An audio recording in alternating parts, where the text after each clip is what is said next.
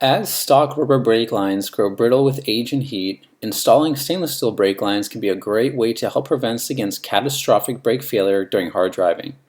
Additionally, stainless steel brake lines will improve the feel and responsiveness of the brake pedal. Today, I'm going to show you how to install stainless steel brake lines onto the front of a Honda S2000. The first thing you want to do is get your car in jack stands and remove the wheels. Next, free the brake line from the two brake line mounts using a 12mm socket and ratchet. There is one mount on the strut body and one mount closer to the caliper.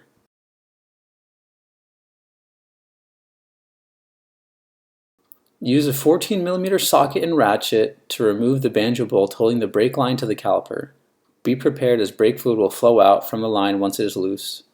Use a 10mm flare nut wrench to loosen the hard brake line from the rubber brake line. Once the hard line is fully separated, use some pliers to remove the brake line clip. Pull from side to side until it comes loose.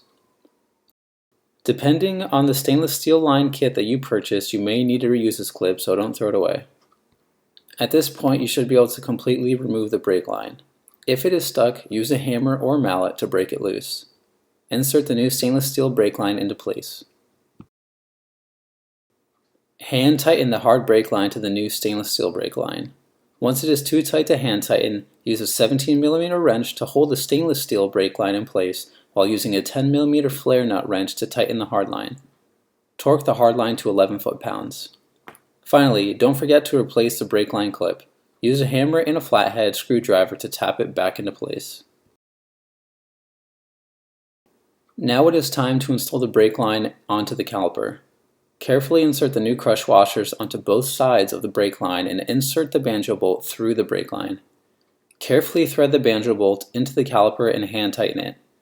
Make sure the brake line is oriented properly. It should fit nicely between 2 points on the caliper.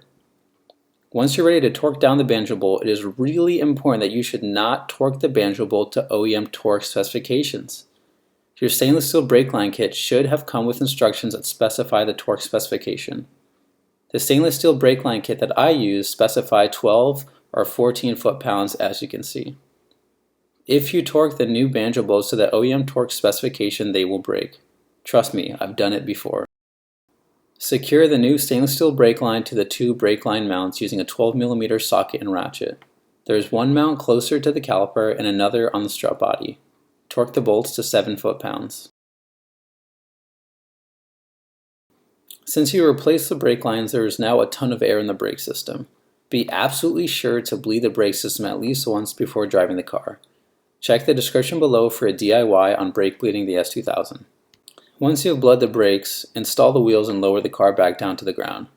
Go for a test drive and make sure the brake pedal doesn't feel spongy. If the pedal does feel spongy, bleed the brakes again.